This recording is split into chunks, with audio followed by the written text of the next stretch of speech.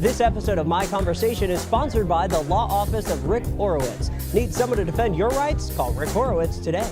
Hey friends, good morning. Welcome back to My Conversation, only on KAIL-TV, My Central Valley. I'm Austin Reed. Thank you so much for joining us. Hope you're having a good day so far. Hey, you see My Conversation weekdays 10 to 10:30 right after Access Hollywood Live here on KAIL.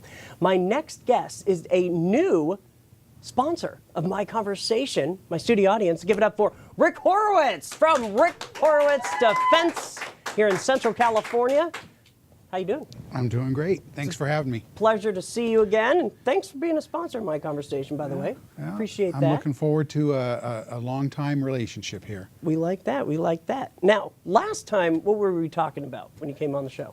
You know, a variety of things. We talked about all kinds of stuff, and I think we talked way too much about my phones. Oh. I'm sure the people at home got a big kick out of that. Oh, when's he going to stop talking about phones? You're available anytime. So I'm stopping now. All right, we're going to talk about gangs. Yes. In Fresno. Yeah. You represent some gang members? I have had gang cases, cases where people are alleged to have committed the crime, you know, for the gang primarily, or in association with the gang. And I actually, not long after I became an attorney, I actually taught a course on gang defense to a bunch of other attorneys. So I've been doing that for a little while. And I have some cases right now, not just in Fresno, but in other areas. I've got a couple of good cases up in Merced County. And when I say good cases, I mean the kind of cases that we're going to win. Exactly, because that's the whole goal. That's the goal. The real goal here is to make sure that people who have been falsely accused, right, as does happen, don't end up, you know, spending a lot of time in custody because of a false accusation. So in Central California, obviously Fresno does have a gang problem. Well, that depends on how you look at it. But well, okay. Well, I think that this so-called gang problem is a bit overblown. It's not to say that we don't have gangs, but you know, the fact of the matter is I don't even like to refer to them as gangs. I prefer to think of them as groups, because there are some really problematic issues that you get into when you try to talk about, well, what is a gang? Because, for example, when I was a kid, there were several of us in the neighborhood that we actually, I can't remember the name now, it was based on some kind of cowboys and Indian thing, but we had a name, and we had, you know, a bunch of us that would hang out together and, you know, as they would say today, kicking it together, and we just had fun. We played games. Once in a while, because we were kids, somebody would get into trouble.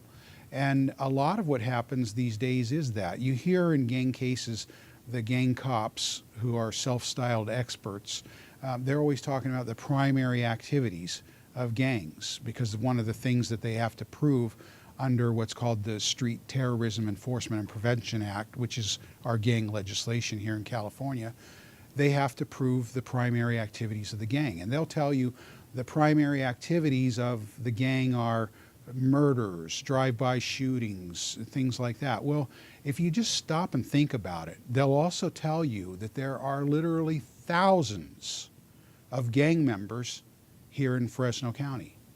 Now, if their primary activities are murders and drive-bys, we would be in a real pickle. I think that the streets would be lined with blood. Yeah.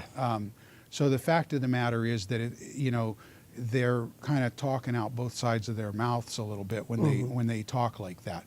Basically, the idea behind most of the gang allegations is they have other crimes that somebody's accused of committing. It's a lot easier to get somebody convicted if you can convince a jury that they're gang members, because everybody, I mean, gang members are the boogeymen, right? They're the guys that hide under the bed and scare your kid at night. I mean, not really, but you get the point. Sure.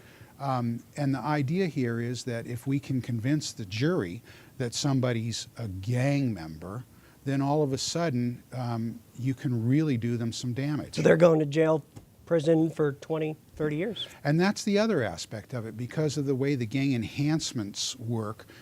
You take somebody who commits a crime, say a burglary, okay?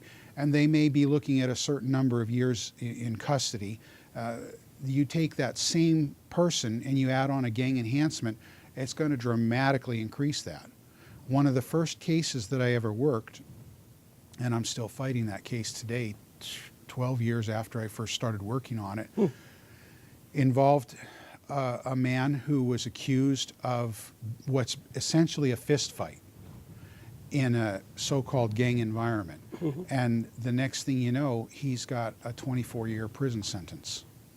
Whereas everybody else that was involved in the same case, not a one of them went to prison for longer than 3 years, and some of them didn't go at all.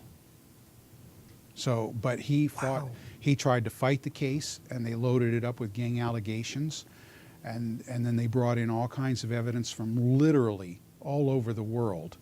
A lot of it hearsay, and that's actually one of the reasons we started talking about this. I think we were talking about a case called People v. Sanchez. Yes, yes. And that was a case that just came out in June of last year that is finally putting some kind of limits so that, you know, they can't bring in all of this essentially unconfirmed hearsay that the gang cops, again, masquerading as experts, they try to come in and they say, well, you know, this is the way this gang works, and I heard this about this guy, and yes, your client is a dirty, rotten, no good fiend because of this and this and this, and it's all basically hearsay, and there's no way that anybody could confirm or disconfirm it anyway, because there's no real evidence for it. It's just he says this is what he knows. So this is just an example of what you do, right? And how you fight for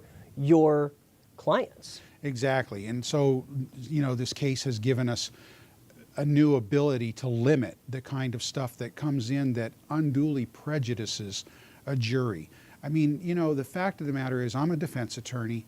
If somebody does break the law, then they deserve to go and be punished. Sure. Okay.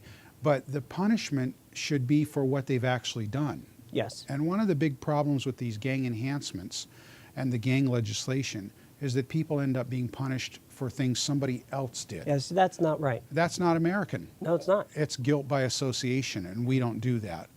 So you can help people out. I hope so. I hope so. The other thing, we have about 30 seconds left. But I know we touched on this last time, but it is something to point out again, is that not only do you work with your clients, the victim or suspect, whatever you want to call them. Yeah, they're not usually called victims. Right, not the victim, sorry. I guess the suspect. Yes. Okay. Or the accused. The accused, thank you. Okay.